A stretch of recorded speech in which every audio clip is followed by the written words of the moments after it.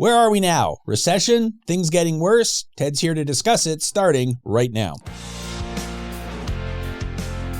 This is Debt Free in 30. Here's your host, Doug Hoyes. Ted, welcome back. Let me tell you some numbers. In March of 2021, there were 3,090 consumer insolvencies filed in Ontario. In March of 2022, the most recent stats we have available, there were 3,089 individuals who filed a consumer proposal or a personal bankruptcy. So in 1 year, the number of consumer insolvencies increased by one person.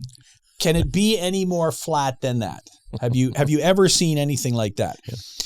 That's pretty interesting. Now, in May of 1997. Remember that? Yeah. There were 3,096 consumer insolvencies. That's no increase in 25 years. So what do you think of that?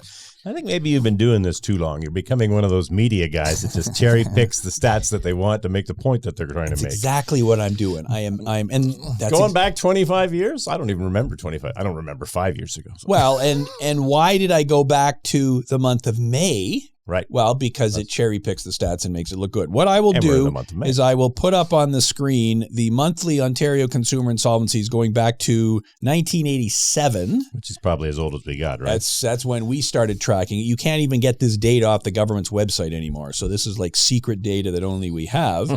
And when you look at the chart, you'll see that... Why can't we go back to 2010? That looks like a nice Well, number. we can. And so when you look at the chart, there was insolvencies kind of grew from 1987 all the way up to 2009. Right. And we all remember what happened, 2008, credit crisis, bunch of stuff happened. That's when insolvencies peaked. Right. And it was, pretty close to 7,000 in Ontario that month, and which I believe was September. And that was the student loan bubble too. And they all, exactly. Yeah. They changed the rules, made student loan rules different. There was a whole bunch of stuff happened all at the same time. We've been doing this a long time. We have, because we actually remember that. And then from there, insolvencies just dropped for like 7 or 8 years. They had a bit of an increase into 2019. And then we had this pandemic thing, which collapsed it all. Right. The reason that I am cherry picking comparing March of 2022 to May of 1997. And the reason that's cherry picking is insolvencies during the year are cyclical. Right. So in the month of December, they're low. Why? Well, primarily because there are debts that are coming due in the new year that if you're going to file in December, you might as well wait 30 days and include all the debts. Tax is a good example. Sure. And then by March... Right. It starts to get busier because now all of those Christmas debts and things that you put off in December have come to roost. And then April, May tends to be busy. You've got your tax debts and so on. And part of it's psychology too. People don't deal with this sort of stuff in December. They deal with it after they deal with their taxes. They don't do a hell of a lot of it in the summer, but in the fall they start dealing with it again. Exactly right. So you cannot compare March of this year to May of that year because they're cyclically different. And yet the media does that all the time. In fact, the story over the last couple of weeks, and we're recording this on May 25th today, I think. That's right. Yep. 2022 is the year. They had the story that business bankruptcies are way up. And okay, but there's so few businesses that actually go bankrupt that the stat almost doesn't make any sense. Right. And again, you can't compare the month of March to February because it always goes up. So it's not really a thing. However, March of 1997, if you want to pick the same year, the same month, so we eliminate the seasonality. March of 1997, there were 2,722 filings. So in 25 years, that's an increase of 13%, which that's not much for a 25-year period. Right. I think the population has probably gone up more than that. Certainly debt levels have gone up more than that. Certainly. So again, we've talked about the stats. The question is, we have massive debt. You're probably aware of that. Mm-hmm. We have massive inflation at the moment, and yet the number of people filing a consumer insolvency are at multi-year lows, 25-year lows. Why is that? How is that even possible? Well, so part of it is the cyclical items that you were just talking about, and I guess we'll come back to that. And part of it is just where people are at, like what are their circumstances, because the world changes. And right now we're coming out of the pandemic, so there are different aspects of what's going on in people's lives. Well, so let's talk about people's lives. And so let's forget about the pandemic or any specific time period. Why is it that someone needs to go bankrupt? What are the life events that happen? Well, so the most common things are some sort of marital breakdown, a divorce, a separation, call it whatever you want to call it. You get sick and you don't have proper insurance or coverage, or even if you do, it doesn't matter because you weren't planning on getting sick and you just pulls the rug out from under you. You could lose your job. I mean, it used to be it was going to Alabama or Mexico. I don't know where they're going anymore. Maybe they're not going anywhere. Family emergencies. So now you're looking after your kids. You're looking after your parents. You're getting squeezed from both ends. You make the mistake of co-signing for family or friends, and they got into trouble. Now they drag you into it. And then there's just every once in a while something unexpected happens. I don't know, a tree falls on your house and you're not properly insured. Which was something that happened a lot last weekend all over Ontario. Yep. So yeah, stuff happens. And as a result, I am not able to pay my existing debt. I use debt to survive. Here I am. So that's what happens at the personal level. And all of those things you've described have still been happening. Right. Throughout the last few years, people have still been getting sick. In fact, they've been getting sick more. Divorce, all that sort of stuff is still happening. But the number of insolvencies is going down. Right. So let's now switch to the big picture, look at the world, in total, and let's figure out where we're at now. So something happens, and let's take the job loss as a classic one. I still have to pay my rent. I still have to buy groceries. So what is the first thing I'm going to do if I'm able to do it when that thing happens? So if you've got any kind of savings net, so tax-free savings account, a regular savings account, investments, tax-free savings, all that sort of stuff, you deplete them first. So you use up whatever resources that you have available. So let's put the chart up now on the screen because I really like this chart. This is the household savings rate. And for those of you who are listening, which I realize is most of you as opposed to watching on YouTube, what the chart shows is that from 1961, which again is where the data starts on the Statistics Canada website, the savings rate went from about 0 to over 20% in 1982, and then it gradually had a few spikes along the way, but eventually got back down to pretty close to 0 in 2004, 2007, 2016, 2018. So before the pandemic started, our savings rate was pretty close to 0. Right. Why? I don't know, because we were spending all our money, I guess. Yeah, the cost of living, and people just got to the point where, they didn't think anything horrible could ever happen to them. Because everything had been great for so long. And then we had the pandemic hit, and then in somewhere around March, the first and second quarter of 2020, the savings rate went from 0 to well over 25%. Right. 27%, as a matter of fact. It looks like. Yep. In the second quarter of 2020. So how is that possible when nobody's working, the economy's shut down, got no money coming in, and yet the savings rate goes way up? Well, it's a combination of people were afraid to spend because they didn't know what was going to happen in the world. And even if they wanted to spend, they weren't able to. The world was on lockdown. So as a result, you're left saving your money in the bank. And then I guess the third factor was that a lot of the creditors said, hey, look, we'll give you a deferral. Right. You don't have to make your car payment. We'll let you defer your mortgage payment. We'll give you a break on your credit card. Okay, well, if I don't have to pay those things, then great. I can stick the money in savings for use another day. Now, as you predicted on our last 2 year-end prediction shows, which we released the first week of January, the savings rate collapsed. And in the last quarter of 2021, which is the most recent numbers available, it's back down to 6.4%, and it's dropping really fast. So we went from 27% to 6.4%. And we're heading to 0. So there you go. And so when do you think we will get closer to 0? Sooner rather than later? Yeah, this has got nothing to do with today's program, but I've said in the past, I think by Christmas, prime's going to be 2 or 2.5%. So mortgages are going to be 4.5%. Combine that with the record inflation that we're experiencing now, the fact that people are actually in real dollars earning less than they used to make. The savings are just going to disappear because you need the money to survive. So explain what you mean by in real dollars, people are making less. Well, so if I make $100 a week, and I spend $100 a week, everything's fine. But if 2 months from now, that $100 a week I spend costs me $120 and I get a raise to $110, I'm actually making less money. Yeah, and that's the problem, that if you look at how much wages have gone up and you compare it to inflation, well, it's lower. Well, and we've been saying this for years. Your expenses do not change overnight, but your income can. And that can be positive or negative. You can lose your job, so you got no income, or you can get a raise and your income goes up, but your expenses just keep climbing and climbing and climbing.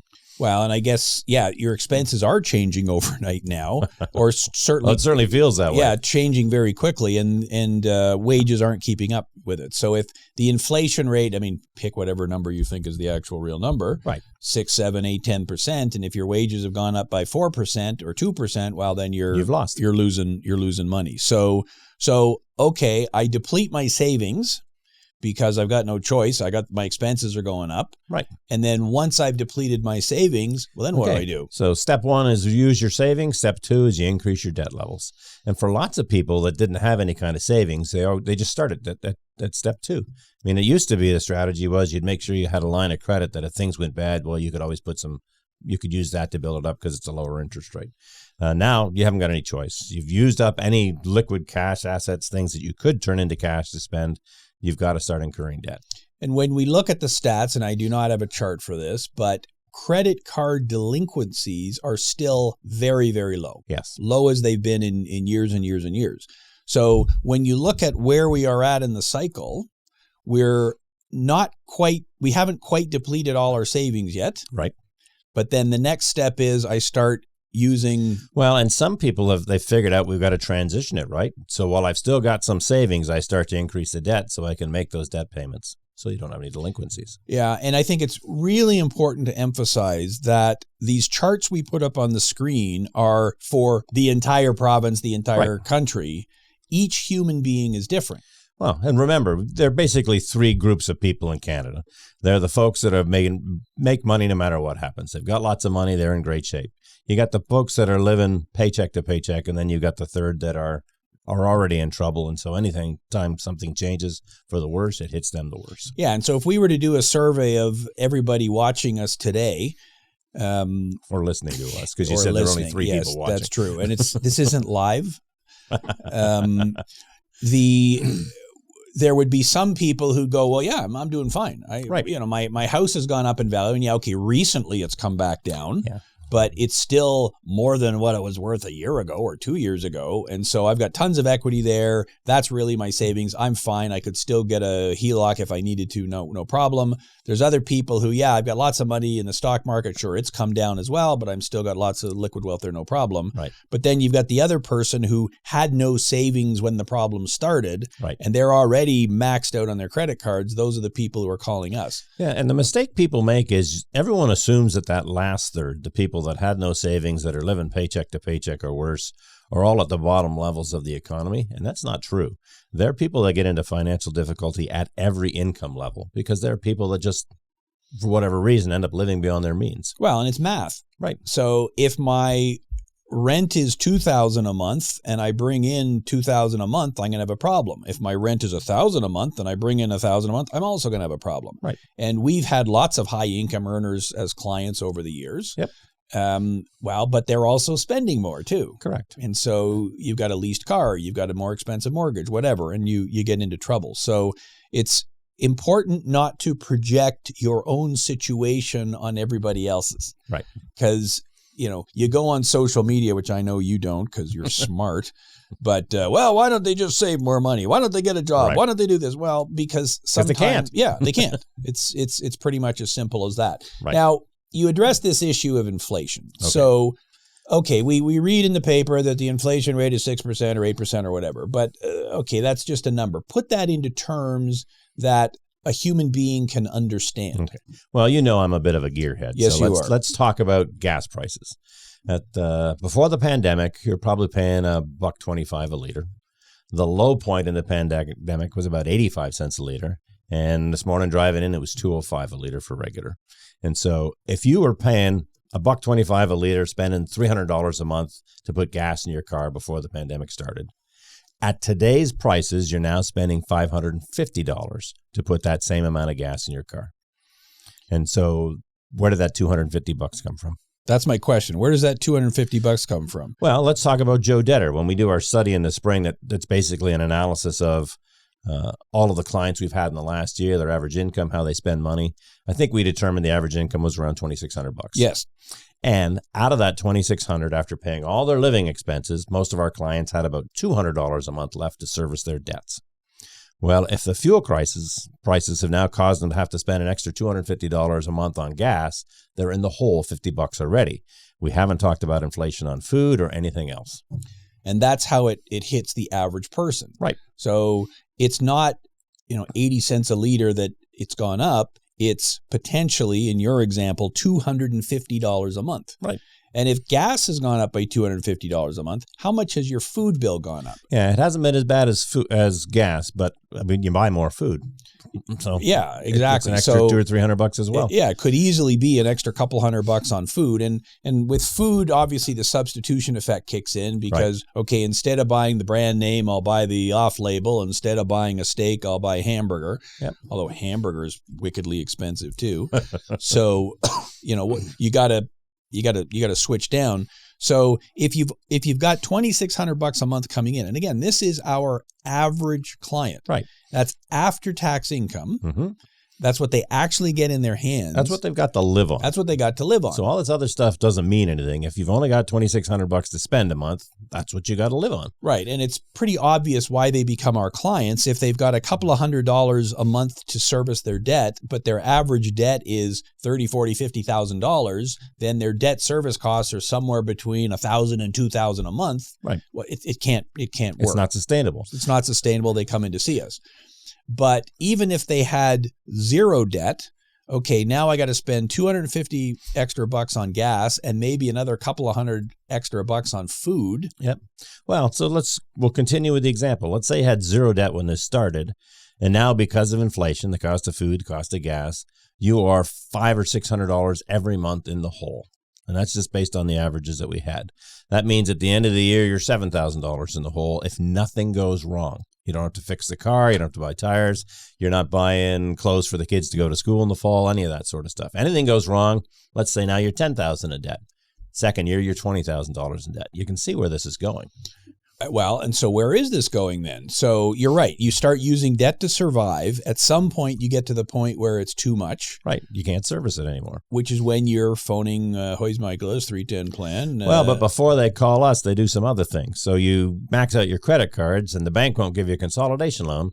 So now you go to these second-tier lenders. And the second-tier lenders are great because, they're open 24/7. You can get it off the internet.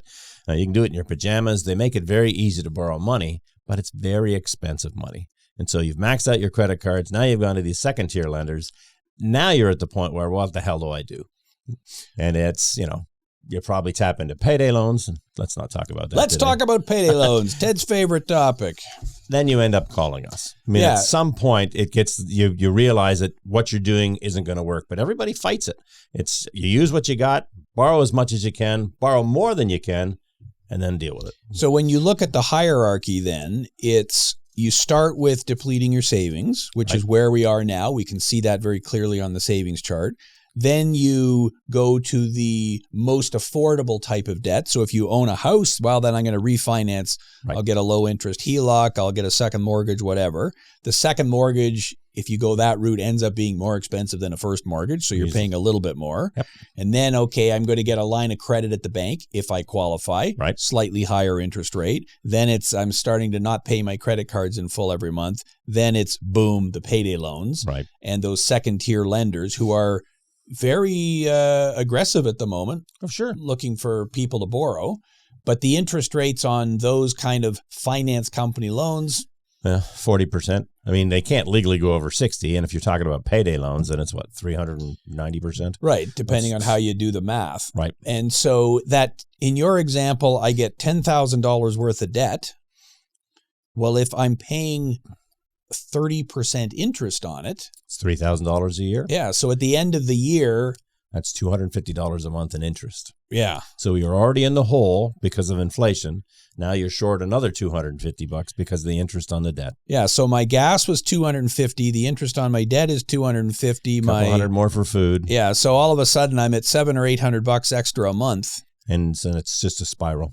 And my income was, even if I'm higher than the average, even if I'm bringing in $3,000. even if you got that 4 or 5% raise, because wages are going up, they're not going up that fast. So 5% of 2,600 is another $130.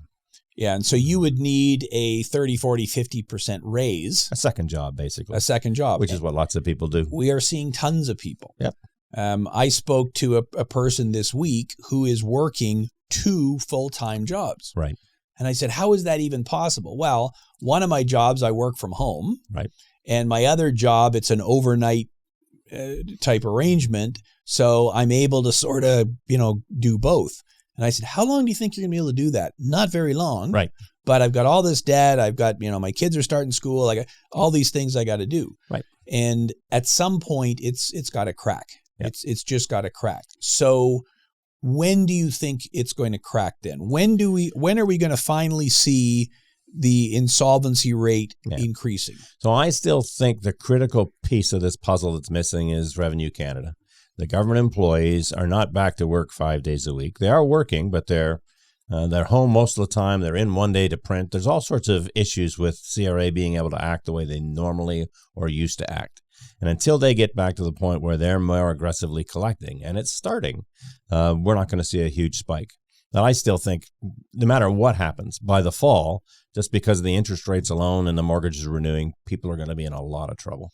Yeah, so the next Bank of Canada meeting is the first week of June. I forget the exact date, June 1st, 2nd, 3rd. And is it 25, 50? Well, I think 50. Everybody is predicting, everybody on the internet anyways, is predicting 50 basis points. And we've already had 25 plus 50. We're already at 75. Right. So another 50. Now we're starting to talk about real numbers here. Yep. You're looking at massive increases. So you think, and I think when we did our year prediction, the New Year's prediction show, we put a chart up that I created out of my head about the different waves. Yep. And I said, okay, that, the CRA wave probably starts sometime around May because CRA had said you don't have to pay any interest on your 2020 taxes owing if you received government benefits during that period, and if your income was below a certain level. Well, that has now expired. Right. We're charging you interest. Yep. We're now towards the end of May. People have hopefully filed their taxes for 2021. Now they know what they owe for 2021 as well. Right. So everybody is getting, the letter, the notice of assessment or whatever. It's starting. But they aren't getting the aggressive phone calls, the requirement to pay notices, anything like that. I don't see that happening in earnest before the fall either. Yeah, I have a hard time imagining the government gearing everything up over the summer months. It's not the way it works. Well, and with CRA, and you and I speak to their agents all the time, most of who are frankly fantastic to deal with. Sure, they're just doing a job. Yeah, we get along fine with them. They got a job to do. But they work extra hours during the first part of the year, tax season and all the rest of it. So like everybody else, they're taking vacations in the summer. So I agree with you. I don't think they're gearing it up in the summer. Now, September, October could be interesting. I don't see a massive spike in insolvencies happening because even if CRA starts calling you in September, it takes a while. And all the effects of what you just described. Okay, I'm getting into debt somewhere between $500 and $1,000 a month. It's cumulative. It takes time. Right. So if I've got a couple of credit cards that have a $10,000 limit on them, I can last for a year. Right. If I can refinance my house, I can last for even longer. If I can get one of these finance company loans. So when do you think the real spike happens, or do you think it's more of a slow build? What do you see the future as? Yeah, I don't think it's a particularly slow build, actually. I'm guessing by Christmas, we're looking normal again, and next spring, we're back to pre-pandemic levels. So there you go. Next spring, I think it'll be slower than that, but what do I know? Of course, I'm also the guy on record as saying that by December, the inflation rate will be back down to 2%. Right. So I am looking spectacularly wrong at the moment on that prediction. I can't manage to turn this to any kind of money, so I'm not any better investor than anybody else. And exactly. So we all know what's happening, but how many people know what to do about it? So the stock market has been going down over the last few weeks. Yep. So Was everybody watching shorting for the last two months? Because if you had, you're doing fantastic. Well, right. I don't know of anybody who was. I'm sure somebody was out there. Yep. So understanding what goes on only helps if you know how to turn it into something real. I will stick with my 2% inflation prediction in December because I think as the recession gets deeper, I've got less money to spend. Yeah. So if we get the supply chain stuff working, I've got less money to spend. If the government has stopped sending out as much money as they were. Well, we're not going to get the supply chain thing working by Christmas. So I guess when we do our year-end show, we will see. So, okay, you've given us your prediction for the future. Let's end with the practical advice then. So somebody is watching. What advice do you give someone given where we are in the cycle right now? So folks, if you're feeling financial pressure, talk to somebody about it, and somebody that's at least knowledgeable. That might mean your parent or a loved one, may mean somebody at the bank, maybe even your accountant. The most practical thing is if you got problems with debt is to speak to somebody that's a debt expert. I mean, it's self-serving because that's what we are, but frankly, the sooner you talk to someone like Doug or myself, the sooner you can make informed choices about what the best way to deal with your debts are. Yeah, and when you call us up and we talk, you and I have the same approach. It's going to be like, okay, let's talk about who you owe money to. Right. Let's make a list and what are the interest rates on them and what are you paying? And it is $1,000 a month. Okay. Mm-hmm. So if you keep going the way you're going, when will you be able to pay off your debt? And if the answer is, well, never, right, then we've got a discussion to have. The second thing we will talk about is, well, do you have any assets you can deplete? We already showed the savings chart. Oh, yes, I got a bunch of money in my TFSA. Okay, then maybe that's something you can use to pay down your debt. Now, if you have a bunch of money in your RSP, the conversation is going to be a little bit different. It's nuanced because our advice is going to be probably not to touch it because it's protected under the law. Yes. But there are times that it makes sense. Yeah. And so again, we will discuss those options with you. If you file a bankruptcy, you only lose whatever you've put into your RSP in the last year. Which for most people is nothing. Yeah, because the last couple of years I haven't been able to contribute. So it may very well be that the money in your RSP, you can just leave it there and that can become your retirement. So we'll talk about exactly what we talked about here. Do you have savings, assets you can deplete? Right. I'm working from home half the time. I don't need a second car. I'm going to sell that, whatever. Right. And then we take a look at your monthly budget. Okay, how much comes in? How much goes out? Or is there any savings that can be had there? What can you do to make things more reasonable? Yeah, and I could stop eating. Okay, well, that's probably not... It's a short-term strategy. Yes, probably not realistic. You won't have any expenses at all. There you go. It's we've solved all your problems. So in the short term, there's often very little you can do. Right. Yeah, okay, maybe I'm going to have to get a roommate. I'm going to have to move into a smaller place or whatever, but that's not something you can do immediately. So when we put all those pieces on the table, the answer tends to become relatively straightforward. Right. Once you look at all the numbers, it becomes obvious what options are actually available to you. So if your plan was, I'm going to go to the bank and get a consolidation loan, but when we do the numbers, that loan payment's going to be $800 a month and you've only got $300 to pay towards your debts, it's not a viable option. You can't choose it. Likely, and this is for most of the people that call us, the solution that works is something called a consumer proposal, where you voluntarily say, I'm going to pay back part of my debt. Whenever we talk to people about this, they say, well, why would anyone agree to that? Well, because a consumer proposal is designed as an alternative to bankruptcy. And there are times when bankruptcy is the right answer. Bankruptcy, you're saying, look, I can't pay any of this debt. I need relief from my debts. Well, a consumer proposal, you're saying, I'm going to pay back part of it. It's a win-win for everybody. Yeah, so if you've got $60,000 worth of debts, maybe the consumer proposal is something like $300 a month for 5 years, something like that. And in Ontario now, and has been the case for a fair amount of time, of the people who file a consumer insolvency, 80% of them are consumer proposals. Right. 20% of them are bankruptcy. So that is the solution that a lot of people are picking. The point, though, is you got to look at all the different options. Yep. Well, and you got to talk to somebody who knows what those options are and can explain them to you. So if you've got your heart set on getting a loan from the bank and realistically it's not going to happen, somebody has to honestly tell you to your face that it's not going to happen. And so you've got to look at what are my next options to consider. Yeah, and often we'll say to someone, okay, go to the bank and apply and see what they say. What's the worst that happens? They say no. They say no, well, then I guess you know. And maybe the bank will agree to it. But if you do go to one of these second-tier lenders, please don't go. And you're going to borrow $10,000 and you're going to end up paying back $25,000 over the next 5 years. Yep. Then is that really solving your problem, making things better? Yeah. Let's see if this sounds like you. So you owe a bunch of money on credit cards. The bank said no to So you went to one of these second-tier lenders and you got a loan at 40% for $20,000 to deal with it. Well, now you can't make those payments, and so now I've gone to a payday loan company to get enough money to get me to my next paycheck. So now I own a big loan at 40% and a bunch of little loans at 390%, and the money isn't there, and all you're doing is digging deeper and deeper and deeper in debt. Yeah, so you got to get off the hamster wheel. That's the only solution. So I think that's how we concluded today by saying this is where we are. The pain that you are feeling is the same pain that a lot of people are feeling.